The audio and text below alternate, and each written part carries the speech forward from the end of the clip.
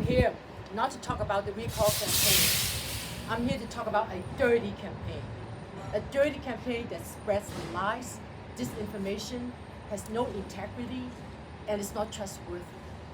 In my court, when I instruct the jurors, I tell them that if they tell you one lie, you don't have to believe anything else that they say.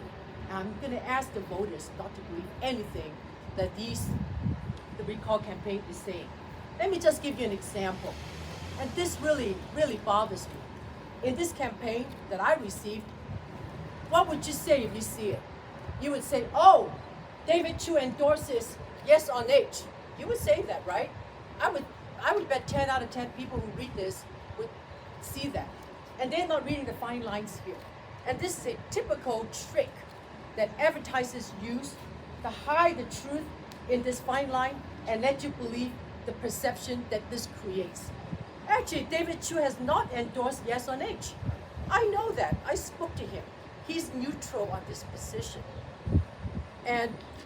But this creates the impression that he did. And look at another campaign literature that I received. In this campaign literature, you have a beautiful face, and you have a Chesa's picture here. They are now putting burglaries spiking 49%, felonies, drug dealings, Asian hate crimes, domestic violence cases. They are putting it on him. All right, is it fair to put all these things that happen that we abhor, like our homelessness, our crimes that is spiking, the drug addicts that we see every day in the streets? Is it fair to put it on one person, one office?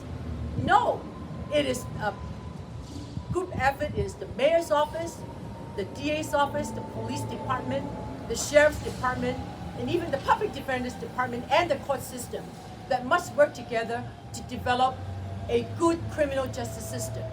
I've been a judge for 26 years. For all 26 years, we dealt with our dysfunctional criminal justice system.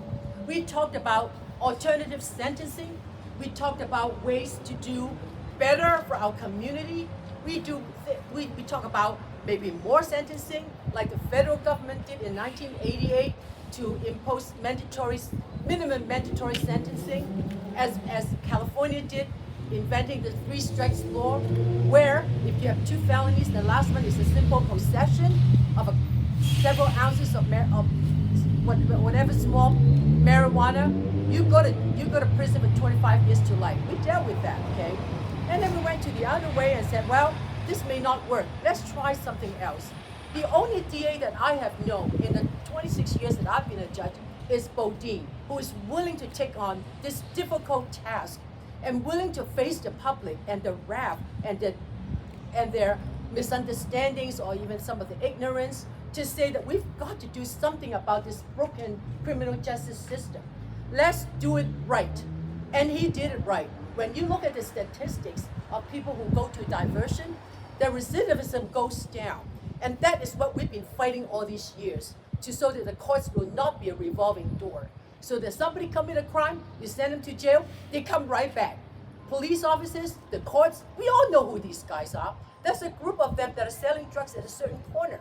You want to find them? They keep going back there. They're not that smart, they keep going back there, where if you have a warrant, you know where to find them.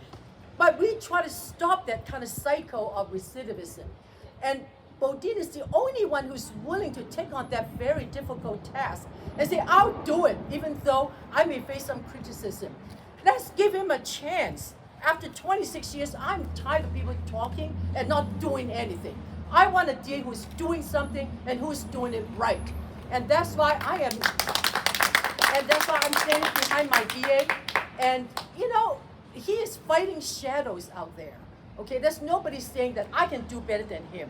Give him the chance. A year from now, let him stand before the public with whoever wants to run for his office and do a fair competition. This is unfair competition, and we cannot accept it.